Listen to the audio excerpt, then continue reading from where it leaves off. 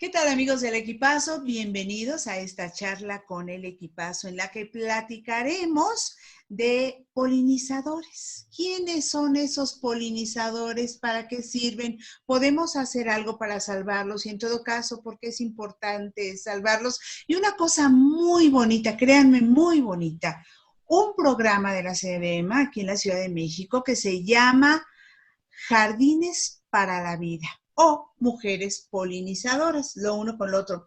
Ya nos explicará nuestra invitada de esta ocasión, Carlos. Efectivamente, a quien ya estamos viendo y a quien agradecemos, por supuesto, el tiempo para charlar con el Equipazo en esta ocasión. Ella es la licenciada María del Rosario Campos Berumen y como usted escuchó, ella pertenece a la Secretaría de Medio Ambiente de la Ciudad de México, pero su cargo es subdirectora de Educación para la Sustentabilidad. Y justo vamos a platicar precisamente de este programa de mujeres polinizadoras que se llama Jardines para la Vida. Y yo creo que aquí la primera pregunta tendría que ser obligada, licenciada, y si usted lo permite y comenzamos, ¿qué son y por qué son tan importantes los polinizadores? Sí, bueno, en primer lugar, buenas tardes y gracias por la invitación. Sí, los polinizadores son muy, muy importantes para nuestra vida, por lo que comemos, nos ponemos, nos untamos.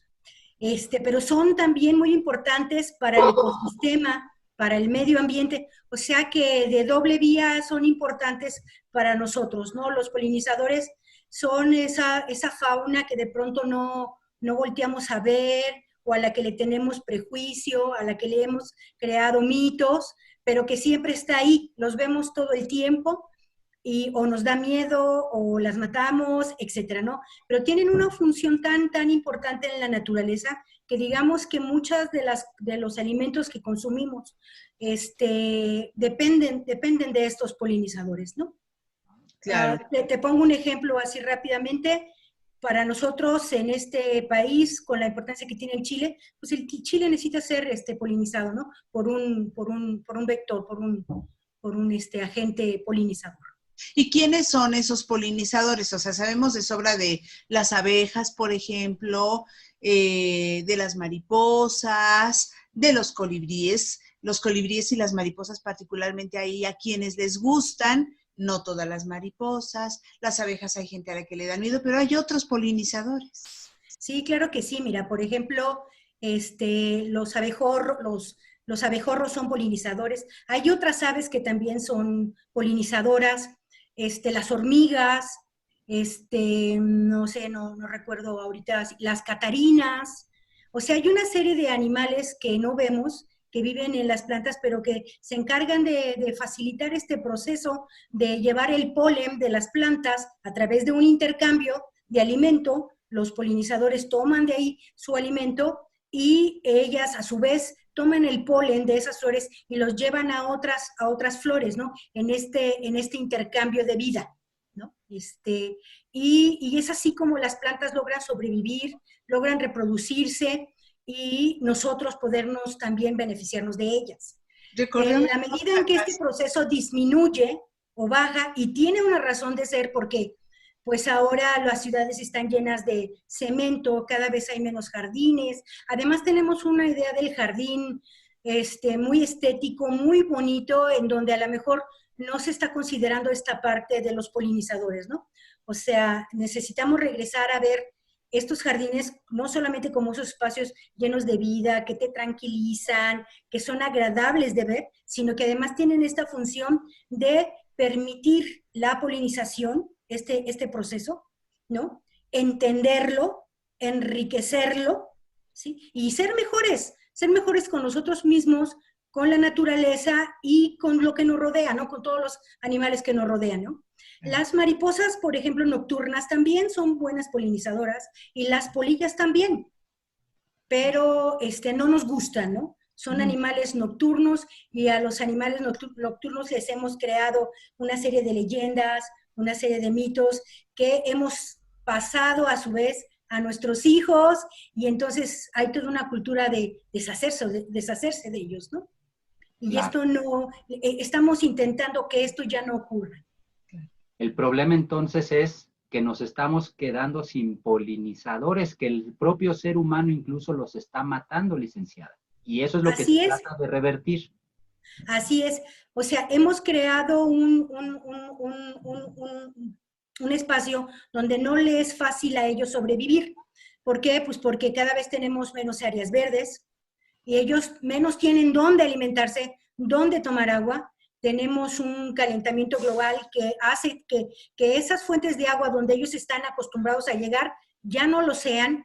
Tenemos también una cantidad de agroquímicos que se utilizan en las áreas de cultivo, que también en muchas de ellas tienen que ver con este proceso, y entonces están desapareciendo. La idea es un poco que entendamos la importancia de este proceso, que de veras participemos en la sobrevivencia de estos, y participar quiere decir tener plantas, ¿no?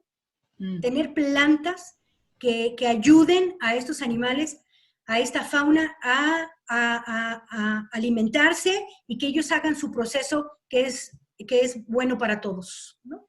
Ahora, ¿en qué consiste el programa Jardines para la Vida y Mujeres Polinizadoras de la SEDEMA? Es el mismo proyecto. La verdad es que su nombre es Jardines para la Vida porque efectivamente es crear jardines, crear espacios que permitan no solamente la vida para el ser humano en el sentido de que los jardines a nosotros nos dan muchas cosas, ¿no? Son captadores de carbono, son buenos para la vista, en muchos puede haber captación de agua, de lluvia, o sea, nos dan diferentes servicios que son buenos para nosotros, ¿no? Pero estos jardines no solamente nos van a dar eso, sino que van a permitir el proceso de la polinización, protegiendo tanto a las plantas como los animales. O sea, siguen siendo esos espacios preciosos porque además los jardines polinizadores están llenos de flores, chiquitas, grandes, todo el año, porque se diseñan de tal manera que haya plantas que florecen en las diversas estaciones del año. Los jardines necesitan ser diseñados considerando plantas, considerando clima y otras cosas como todos los jardines, pero estos específicamente porque queremos que siempre haya un lugar para los polinizadores, entonces están llenos de flores todo el año. Okay.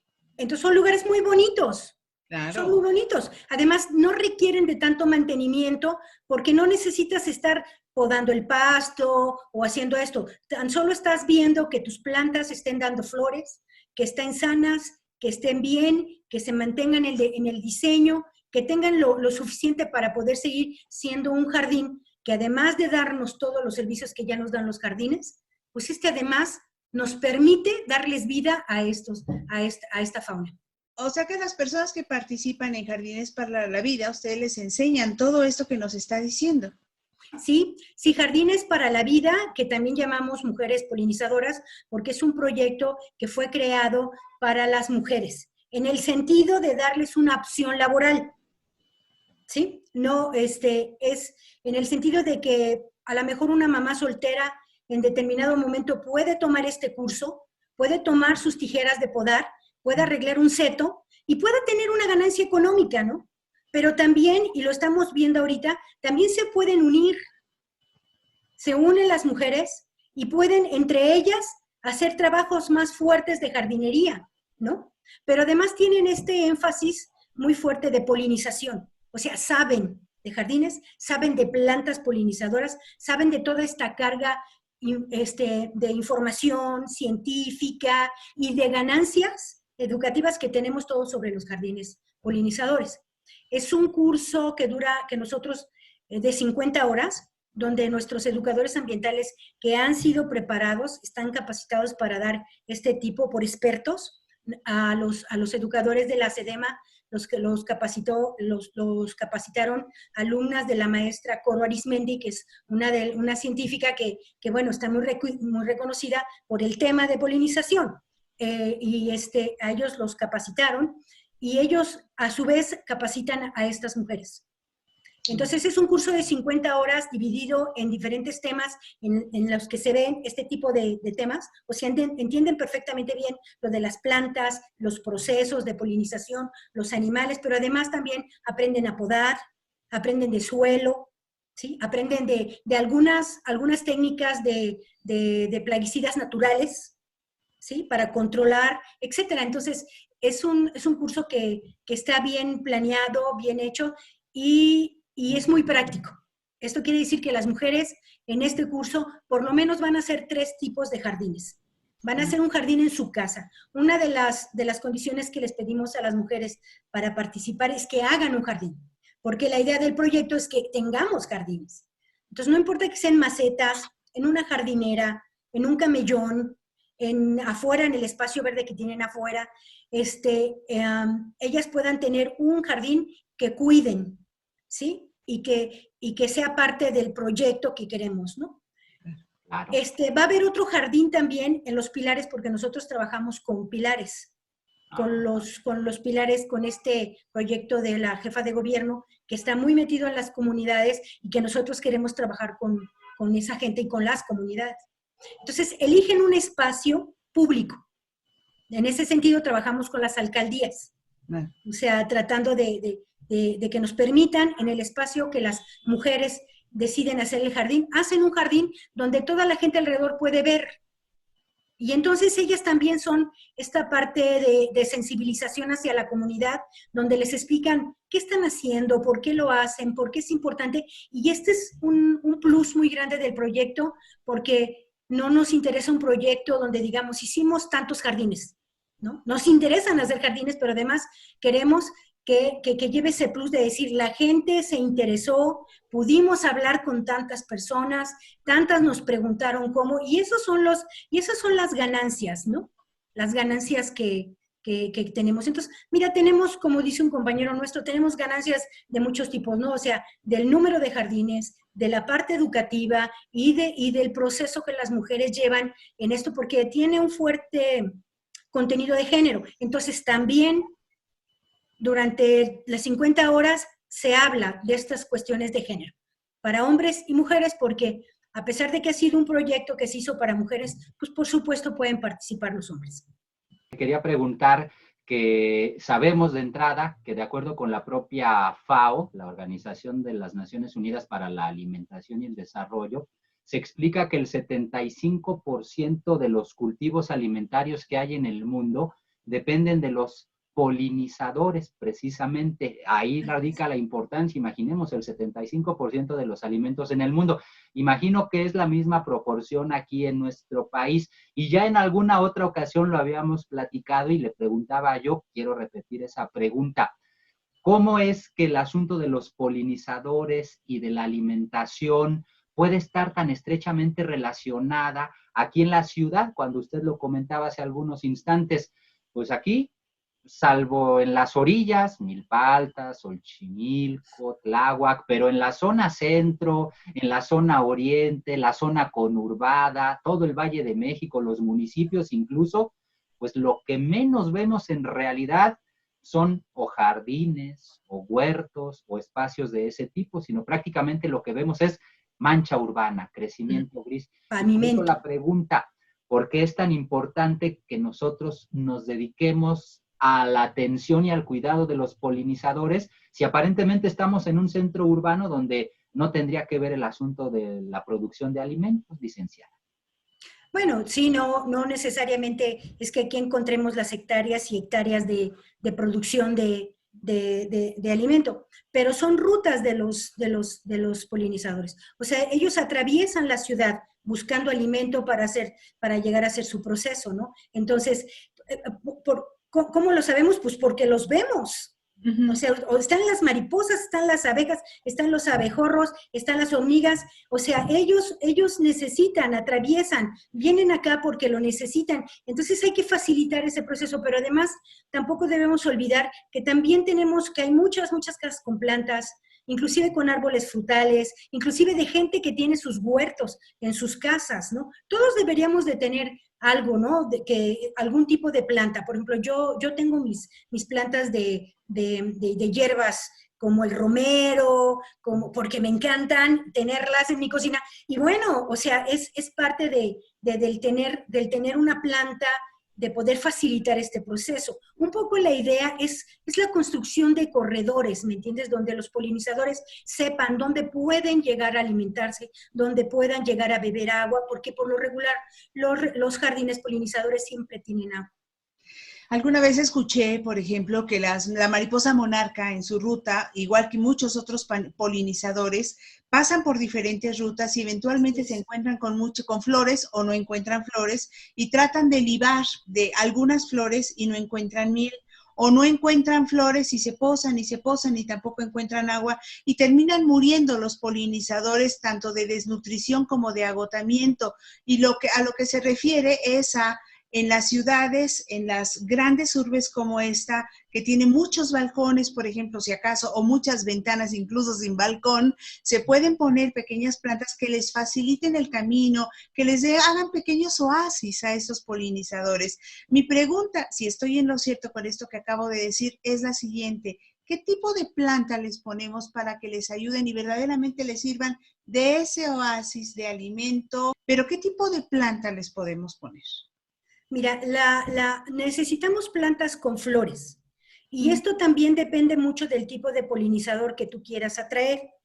Por ejemplo, ¿no? O sea, hay plantas que atraen a todos los polinizadores, como por ejemplo la lantana, que es una flor es una planta que todo el año tiene flores, son unas flores muy pequeñitas, son muy bonitas, que se adaptan además a cualquier tipo, pueden crecer como arbusto, si tienes un espacio muy grande, pero también puedes tenerlas en macetas y siempre se van a ver bonitas. Es un ejemplo.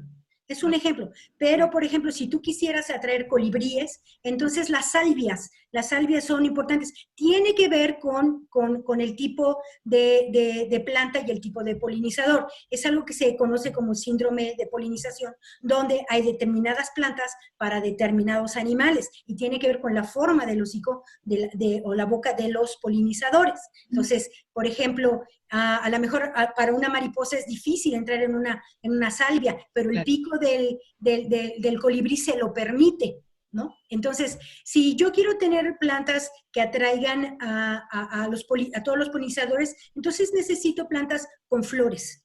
No los voy a desviar de su ruta si pongo algo muy atractivo, ¿no importa eso? No, yo creo que ellas saben sus rutas y a través de ellas van buscando.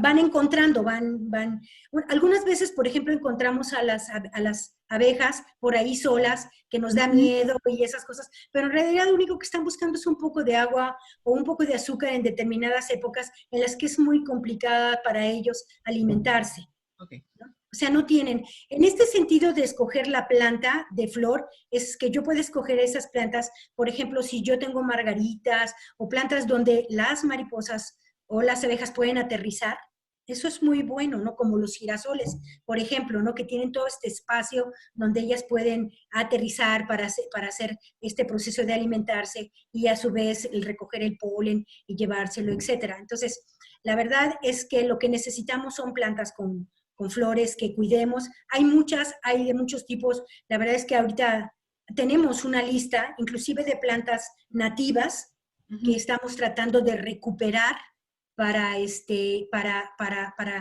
la Ciudad de México. No son plantas de la cuenca que se han ido desapareciendo. ¿Por qué? Pues porque son nativas.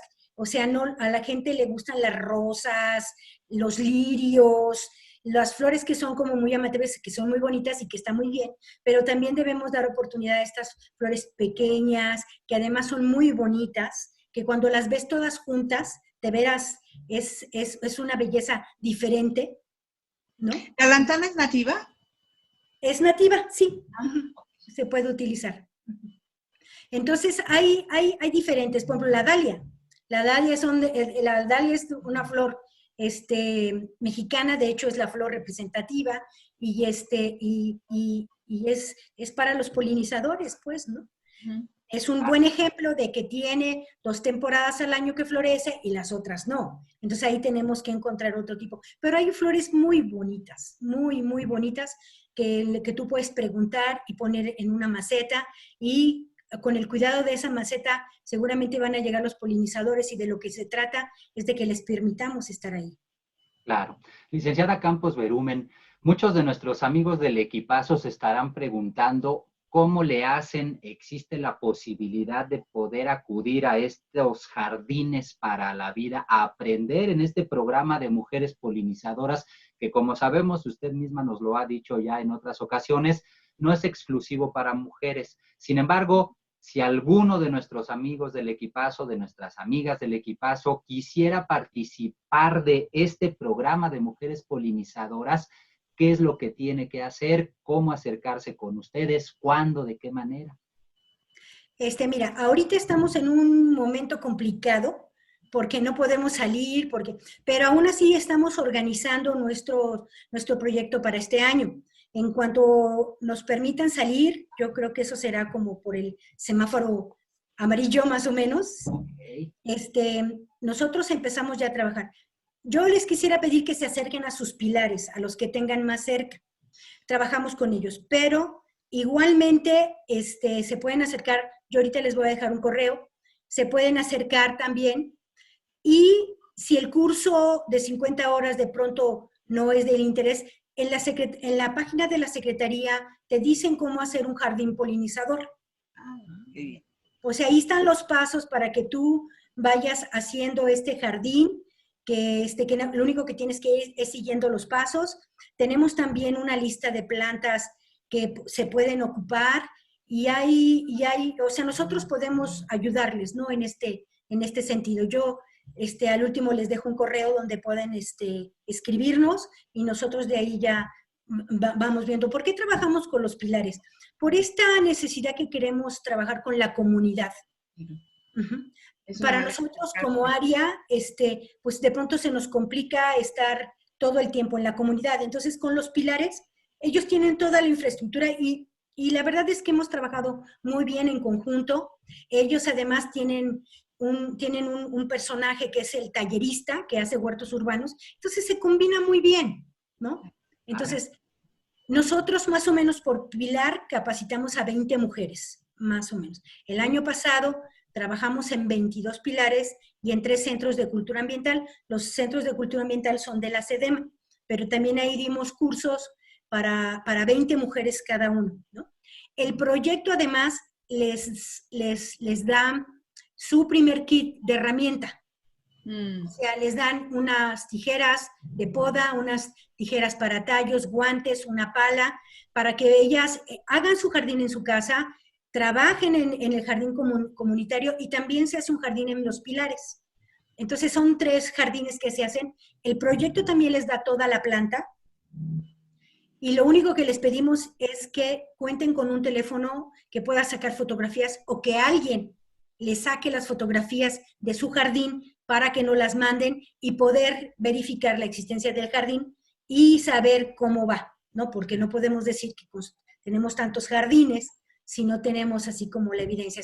Entonces, parte fundamental es que ellas hagan su jardín con estas herramientas, nosotros les damos las plantas, ellas nos van reportando cómo va el jardín y así con el jardín de la comunidad, que también hay un compromiso de que ellas arreglen, ¿no? O sea, de que ellas mantengan para poder seguir informando a la comunidad, para poder haciendo estos. Este proyecto va muy de la mano con actividades educativas muy importantes. Hay obras de teatro para escuelas, de las escuelas cercanas a los pilares.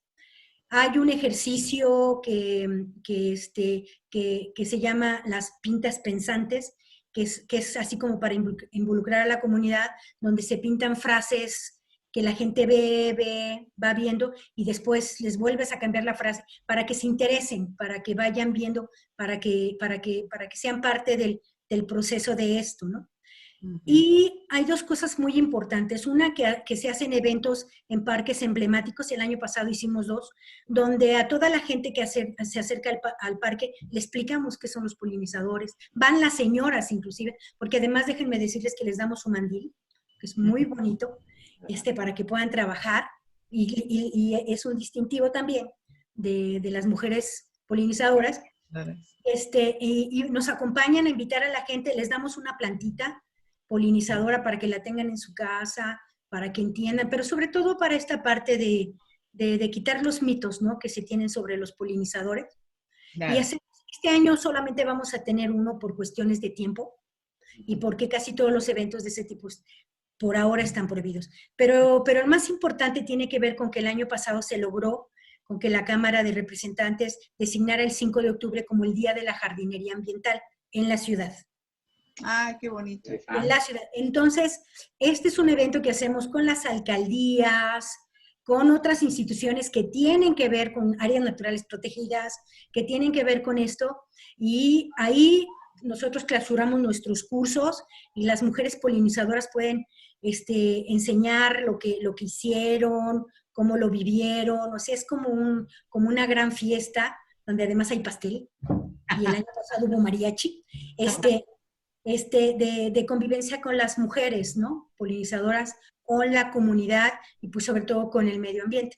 Entonces es un programa muy bonito, es un proyecto muy bonito, transversal, donde hay cuestiones de género, de medio ambiente, de cuestiones sociales, inclusive de curiosidad por la investigación, por las cuestiones de ciencia, ¿no? Mucha gente participa en esto, nos requiere de un trabajo muy fuerte de logística en el traslado de plantas, herramientas, pintas, obras de teatro, pero la verdad es que es un proyecto muy completo y muy bonito y tiene que ver pues con el respeto a estos polinizadores, ¿no? Y a la vida misma.